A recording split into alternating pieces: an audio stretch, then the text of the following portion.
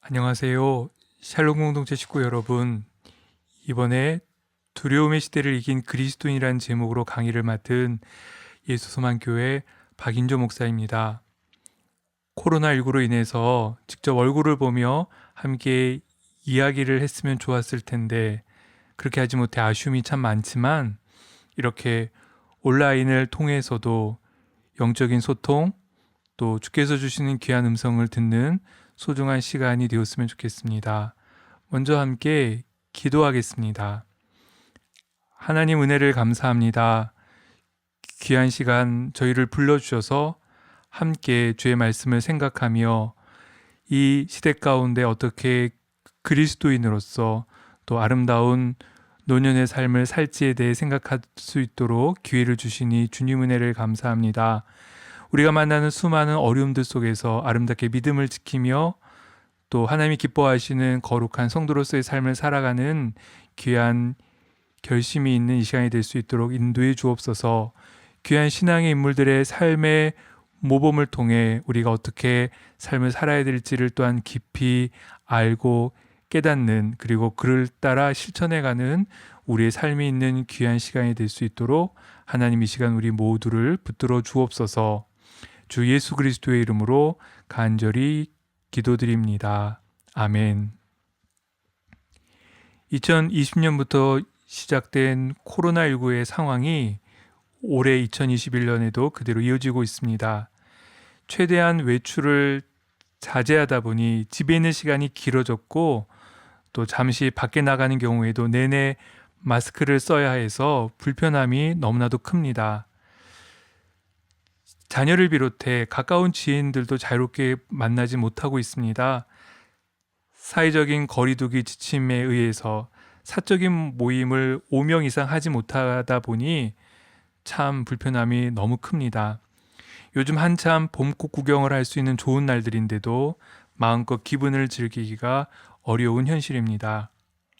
이처럼 과거와 같은 일상을 사는데 많은 걸림돌이 있는 이 시간에 는 누구나 큰 어려움일 것입니다. 신체적인 불편함만이 아니라 스트레스를 비롯해서 심리적인 고통도 아주 높은 그런 시기입니다. 특히 노년의 어르신에게는 주의를 요하는 시기이기도 합니다. 자신에게 주어진 여러 가지 제한된 형편 속에서도 건강한 노년의 삶을 위해서 어떻게 살아야 할지 점검이 필요한 중요한 시기라 생각해 볼 수 있습니다. 미국 노화 연구소에서는 건강한 나이 들기 위한 몇 가지 사항을 우리에게 제시해 줍니다. 첫 번째는 나이 듦을 인정하고 능동적으로 행동하라고 합니다. 즉, 무리하지 않는 가능한 범위 내에서 능동적인 자기관리가 필요함을 이야기합니다. 먼저 꾸준하고 규칙적으로 운동해야 한다라고 합니다. 특별히 오래 앉아있는 것은 금물인데 영국의 대표적인 의학 저술지인 란셋은 2016년 연구에서 앉아있는 시간과 사망률의 연관성을 분석한 논문을 발표했습니다. 이 논문 결과에 의하면 하루에 8시간 이상 앉아있는 사람은 그렇지 않은 사람에 비해 사망률이 60%가 높다라고 합니다. 그래서 하루 4시간 이상 TV를 보는 것은 금하고 그리고 하루 1시간 이상 운동할 것을 권면합니다.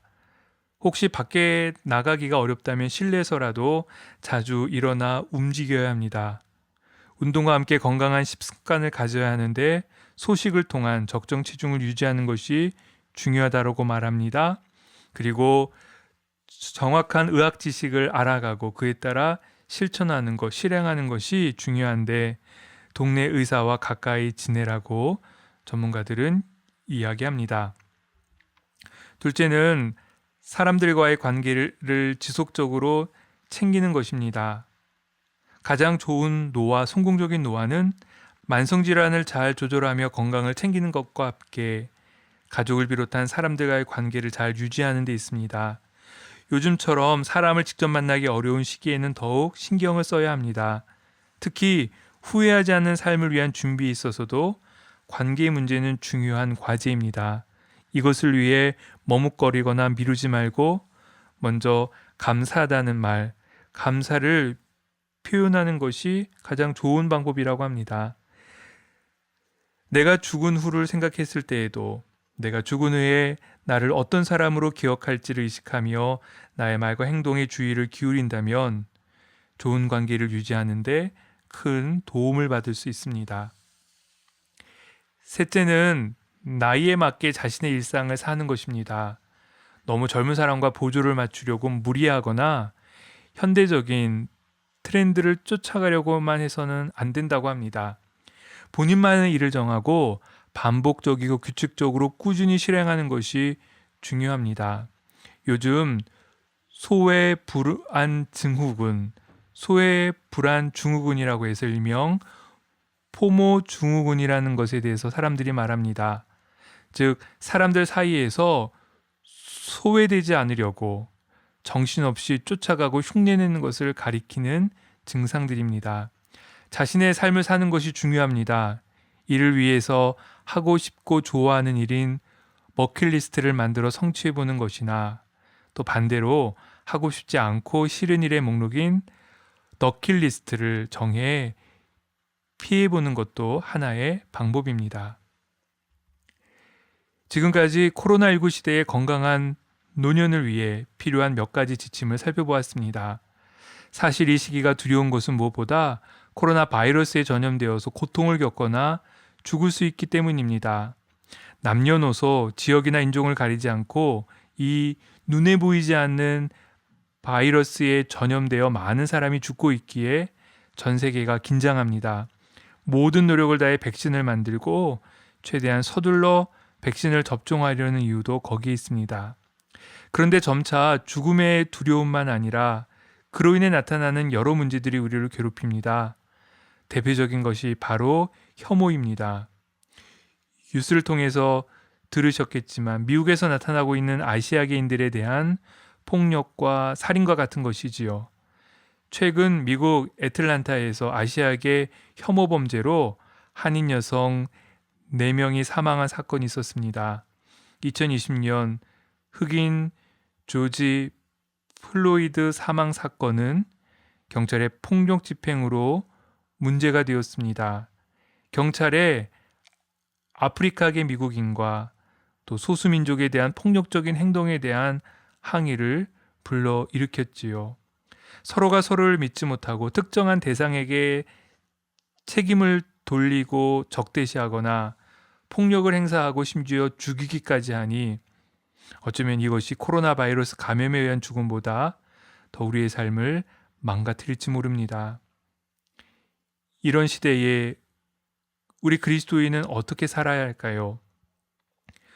노년의 시기를 보내고 있는 우리는 이런 위기 시기를 어떻게 잘 극복하고 한 단계 성장하는 기회로 삼을 수 있을까요? 한국교회의 신앙인물들을 통해 그 대답을 들어보려고 합니다. 한국교회 역사 속에 등장하는 많은 인물들 중에서 존경하는 분, 평소 닮고 싶어하는 분으로 누가 있으십니까?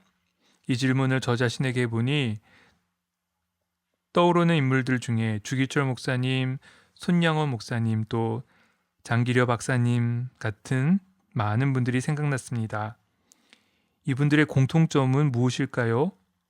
먼저 역사적으로 일제강점기와 한국전쟁이라는 고난의 시기, 죽음의 위협이 몰려오는 시기에 믿음을 지킨 믿음의 사람이었다라는 점입니다. 평화롭고 안정된 시기에 산 인물이 아니지요. 별로 어려움도 없이 순탄한 삶을 살았던 이들이 아닙니다. 죽음의 위협 앞에서 믿음을 지킨 이들이라는 공통점이 있습니다.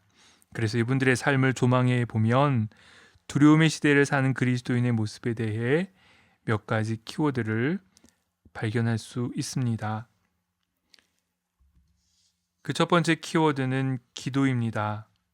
항상 기뻐하라, 쉬지 말고 기도하라, 범사에 감사하라. 이것이 그리스도 예수 안에서 너희를 향하신 하나님의 뜻이니라. 데살로니가전서 5장 16절부터 18절까지의 말씀처럼 기도는 우리의 일상입니다. 예수님은 새벽 미명의 한적한 곳에서 기도하셨습니다. 특히 십자가를 지시기에 앞서서 간절히 기도하실 때에는 땀이 땅에 떨어지는 핏방울 같이 되었습니다. 위기의 순간, 두려움의 순간 가장 결정적인 때에 하신 것이 바로 기도였습니다. 일사각오의 신앙으로 신사참배를 강요하던 일제강점기에 순교로 믿음을 지킨 주기철 목사님은 기도의 사람이었습니다. 1940년 2월 첫 주일 감옥에 갇혀 있다 잠시 석방되어 평양 산정현 교회에서 설교할 때 목사님은 이런 설교를 했습니다. 주님을 위하여 100번 죽어도 좋지만 주님을 버리고 100번, 100년, 1000년 산다 한들 그 무슨 삶이리요. 오 주여 이 목숨을 아끼어 주님께 욕되지 않게 하시옵소서.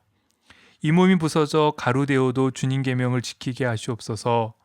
주님 저를 위하여 죽으셨거늘 제가 어찌 죽음을 무서워 주님 모르는 채하오리이까. 다만 일사각오가 있을 뿐입니다. 많이 들어본 일사각오에 대한 설교였는데 이때 강단에 선 것이 하나님의 은혜임을 감사하면서 감옥에서 늘 기도하던 5가지 기도 제목을 이야기합니다. 그 기도 제목은 이것이었습니다. 죽음의 권세를 이기게 하여 주시옵소서. 장기간의 고난을 견디게 하여 주시옵소서. 노모와 처자와 교우를 주님께 부탁합니다. 의에 살고 의에 죽게 하여 주시옵소서. 내 영혼을 주님께 부탁합니다. 마지막으로 그는 이렇게 권면합니다. 나의 사랑하는 교우 여러분, 그리스도의 사람은 살아도 그리스도인답게 살고 죽어도 그리스도인답게 죽어야 합니다. 죽음이 무서워 예수를 저버리지 마십시오. 주기철 목사님은 수감 생활 동안 전부터 앓고 있던 안질이 더욱 심해졌고 폐와 심장이 극속도로 약화되었습니다. 무엇보다 혹독한 고문으로 병세가 심해지면서 병감으로 옮겨져 1944년 4월 21일 죽음을 맞아 순교합니다. 마지막 면회에서 아들과 아내에게 남긴 마지막 말은 기도에 대한 것이었습니다. 그로써 내 살아서 이 붉은 벽돌문 밖을 나갈 것을 기대하지 않소. 나를 위해서 기도해 주오. 내 오래지 않아 주님 나라에 갈 거요. 내 어머니와 어린 자식을 당신한테 부탁하오. 내 하나님 나라에 가서 산정현 교회와 조선교회를 위해서 기도하겠소. 내 이 죽음이 하늘의 썩은 미랄이 되어서 조선교회를 구해 주기를 바랄 뿐이요. 두려움의 시대를 살던 주기철 목사님이 죽음의 두려움 앞에서도 하나님을 믿는 믿음을 지키며 주님을 위해 살고 죽을 수 있었던 한 가지는 기도였습니다.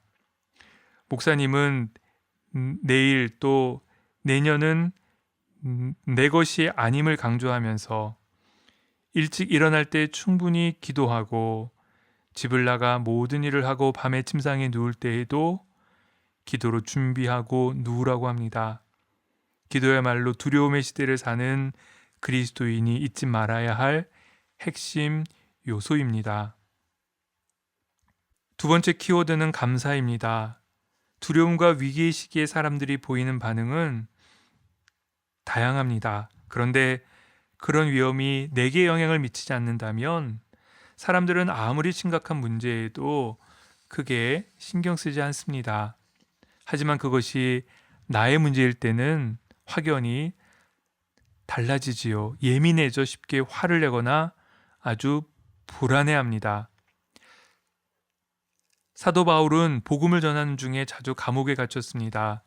그가 빌립보 교회에 보낸 편지인 빌립보서는 기쁨의 서신이라는 별명이 붙을 정도로 기쁨에 대해 감사에 대해 많은 언급을 합니다.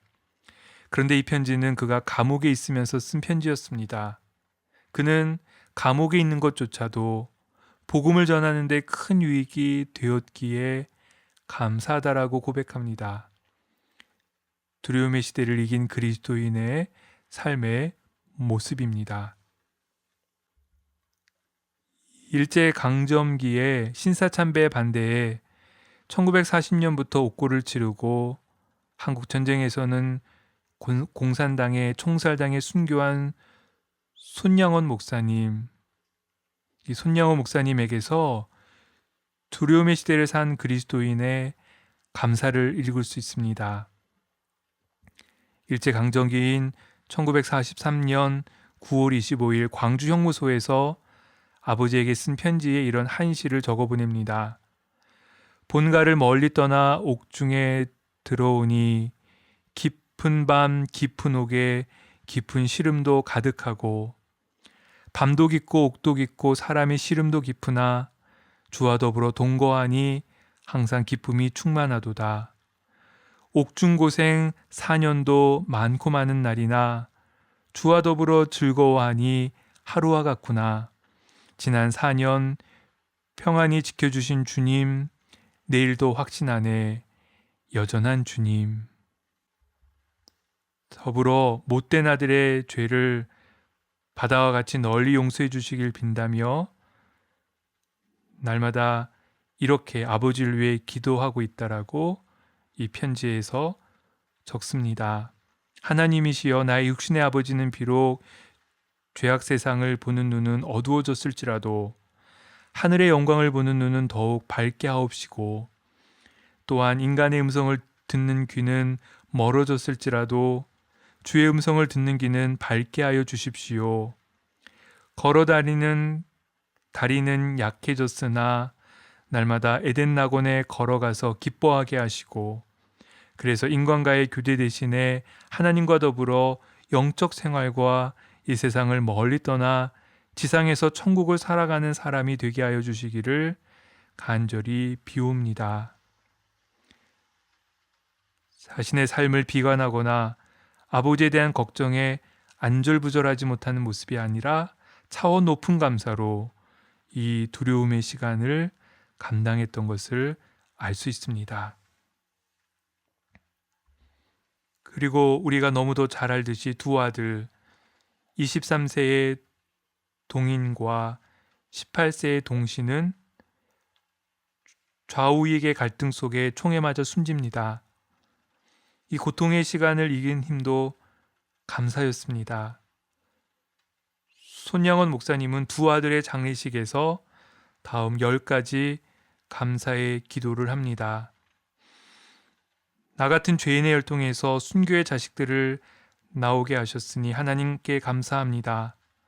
허다한 많은 성도들 중에 어찌 이런 보배들을 주께서 하필 내게 주셨는지 그 점 또한 주께 감사합니다.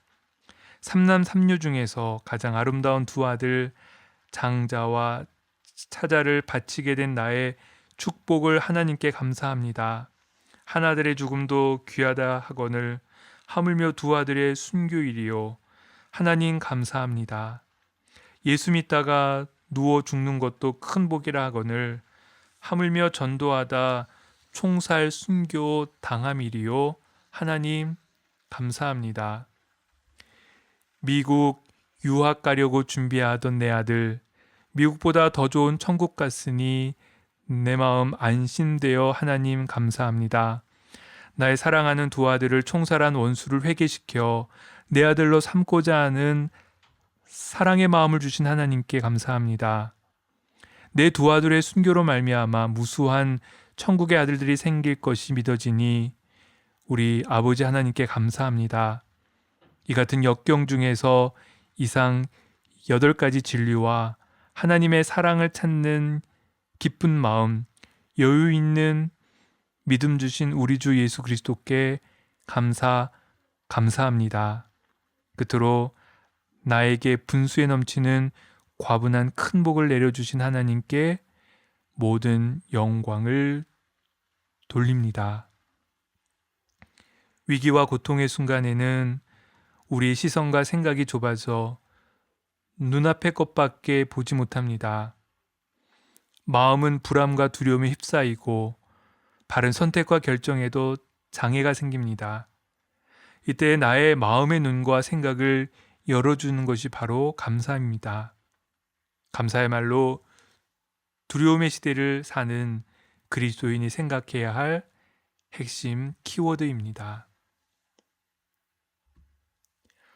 마지막 하나 더 생각하게 되는 키워드는 공감입니다. 다른 사람을 위한 배려, 공감하는 마음에서 시작된 국률의 마음, 그리고 다른 사람을 돌보는 것입니다. 두려움의 시대에 위축된 몸과 마음은 다른 사람을 이해하고 그를 돕는 일을 통해서 새로운 차원으로 나를 인도합니다. 초대교회 순교자 스데반이 돌에 맞아 죽기에 앞서 자신에게 돌을 던진 이들을 용서해달라고 기도했던 용서의 마음으로 많은 이들이 복음의 소식을 듣게 된 것과 같이 고난의 시기에 뿌린 국률의 마음은 놀라운 역사를 이룹니다. 예수님은 선한 사마리아인의 비유를 통해 강도 만나 어려움에 처한 사람들의 이웃은 그를 돌본 사마리아인이라고 말씀하셨습니다. 자비를 베푸는 삶의 가치에 대해서 알려주셨습니다. 이 키워드로 소개하고 싶은 한국교회 인물은 바보 의사, 옥탑방 의사라는 수식어가 따라다니던 장기려 박사님입니다.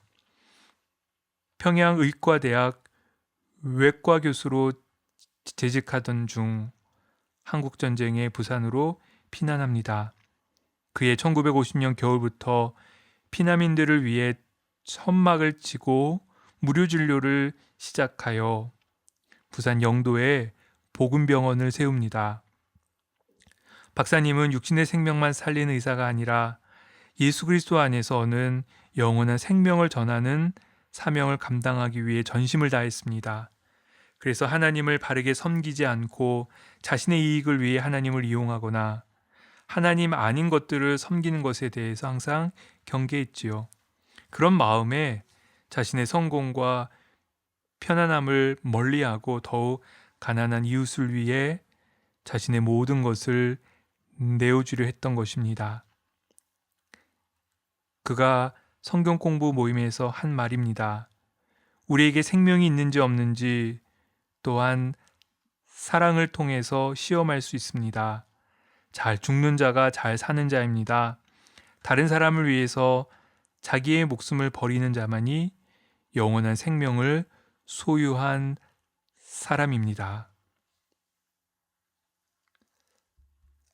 앞서 만난 손양호 목사님, 한국전쟁이 발발했을 때 주변에서 피난을 권했지만 거절합니다.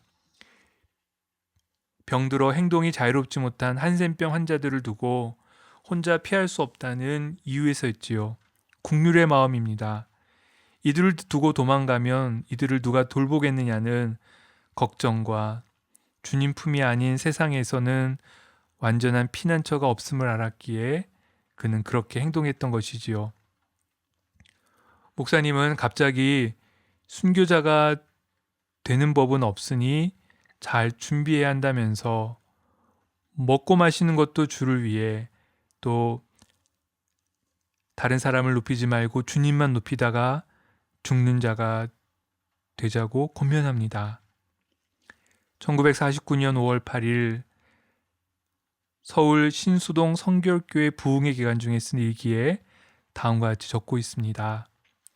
오늘이 내 날이다. 오늘만 내 날이다. 어제는 지나갔으니 나와는 관계가 없어졌고 내일은 아직 오지 않았으니 오늘 밤 어찌 될지 믿을 수 없으니 오늘만 내 날이다. 선을 행할 날도 오늘이요 죄를 지을 날도 오늘이다. 천당 가고 지옥 갈 선하게 한 날도 오늘 행동에 달렸다. 천만인을 살리고 죽이는 일도 오늘의 나의 행동에 달렸다. 과거를 반성할 날도 오늘이요 미래를 준비할 날도 이 한날이다. 오늘이란 참 중시할 이 하루다. 한날 생활은 이같이 중요하다. 죽음의 위협과 험악한 시대는 분명 그리스도인에게 더욱 큰 고통을 안겨주었습니다. 외적으로 세상은 하나님을 믿는 그리스도인의 믿음에 대해 수많은 의문을 던지며 조롱했습니다. 하나님이 정말 계시느냐고, 너희가 믿는 하나님은 어떤 분이냐고 말이지요. 또한 오직 자기만을 위해 사는 시대에 그리스도인들조차도 그런 시류를 쫓아 사는 것을 당연하게 생각할 수 있었습니다. 즉, 내적으로 그리스도인으로서의 정체성에 혼란을 겪은 시기가 바로 이 위기의 시기, 두려움의 시기인 것이지요. 어떻게 살아야 하는지에 대해서 깊이 고민했습니다. 그럴 때 지금까지 살펴본 것처럼 두려움의 시기를 이긴 그리스도인의 삶의 특징인 기도, 감사, 그리고 공감으로 우리의 생각을 모을 필요가 있습니다. 하나님 믿는 믿음을 지키고 주님이 주신 계명에 순종하여 살 수 있었던 비결은 바로 여기에 있었기 때문입니다. 두려움을 피해 숨거나 감당해야 될 짐을 회피하지 않았습니다. 이 삶의 가치를 소중히 여기는 중에 비록 순교에 이르는 한국교회 인물들도 있었지만 그 삶은 오래도록 기억될 아름다운 삶으로 남을 수 있게 된 것이지요. 히브리서 11장은 그리스도인이 두려움의 시대에 겪어야 했던 고난과 고통에 대해서 알려줍니다. 많은 초대교회 성도들, 우리 그리스도인들은 조롱과 책찍질 뿐 아니라 결박과 옥에 갇히는 시련, 심한 고문을 받았습니다. 심지어 돌로 치는 것과 톱으로 켜는 것, 시험과 칼로 죽임을 당했습니다. 궁핍과 환난과 학대도 받았습니다. 하지만 세상에 감당하지 못했다고 그리스도인은 두려움의 시대에 굴하지 않고 믿음 안에서 날마다 다시 새롭게 태어나는 부활의 삶을 살았다고 증거합니다. 그리고 그 이유를 그들의 믿음에서, 하나님의 신실하심에서 찾습니다. 히브리서 11장 1절부터 3절의 말씀입니다. 믿음은 바라는 것들의 실상이요 보지 못하는 것들의 증거니 선진들이 이로써 증거를 얻었느니라. 믿음으로 모든 세계가 하나님의 말씀으로 지어진 줄을 우리가 아나니 보이는 것은 나타나는 것으로 말미암아 된 것이 아니니라. 마태복음 24장 9절에서 12절의 말씀입니다. 그때의 사람들이 너희를 환난에 넘겨주겠으며 너희를 죽이리니 너희가 내 이름 때문에 모든 민족에게 미움을 받으리라. 그때 많은 사람이 실족하게 되어 서로 잡아주고 서로 미워하겠으며 거짓 선지자가 많이 일어나 많은 사람을 미혹하겠으며 불법이 성함으로 많은 사람의 사랑이 식어지리라. 마태복음에서 말씀하시는 종말의 시대의 특징입니다. 그런데 염려되는 것은 코로나19 시대가 점점 이렇게 되어가는 것 같습니다. 이것은 중국의 한 지역에서 생긴 변이 바이러스에 의한 질병의 문제로 시작된 일이었습니다. 하지만 사람 간의 바이러스 전염에 의해 사람이 죽어나가고 일상적인 생활이 제한되고 자유를 규제하는 상황, 그리고 일부 그리스도인들의 일탈로 인해 우리는 두려움의 시대, 상실의 시대를 지금 살고 있습니다. 그래서 더욱 분별이 중요합니다. 한국교회 신앙의 인물들의 삶에 비추어 우리의 믿음을, 그리고 다른 사람에 대한 태도를 돌아봐야 할 중요한 시기입니다. 이런 상황에서 감정에 따라 말하거나 행동할 것이 아니라 신중하고 깊이 생각하는 중에 기도하는 것입니다. 또 감사하며 얼굴에 미소를 담아보는 것이지요. 내가 정말 좋아하는 음식을 먹을 때, 내가 좋아하는 노래를 부를 때, 내가 좋아하는 촉감의 옷을 입을 때 그런 자연스러운 웃음이 나오는 순간을 기억하고 이야기를 나누며 감사하는 것입니다. 그렇게 항상 도우시는 하나님을 신뢰하며 이웃에 대해 마음을 열고 그가 하는 말과 표정을 경청합니다. 두려움과 혐오가 스멀스멀 삶을 잠식하는 순간에 공감과 국률의 마음으로 실천하는 것입니다. 이것이 그리스도인으로 두려움의 시대를 이기는, 또 노년의 삶을 건강하고 아름답게 가꾸어가는 핵심 요소임을 이 시간을 통해 우리가 함께 기억했으면 좋겠습니다. 이상으로 강의를 마치겠습니다. 우리 강의를 마치며 함께 먼저 기도하겠습니다. 하나님 감사합니다. 어려운 시기를 보내고 있는 우리 그리스도인들이 이 시기를 이기고 또 신앙의 성숙을 이루어가는 삶의 지혜에 대해 잠시 살펴보았습니다.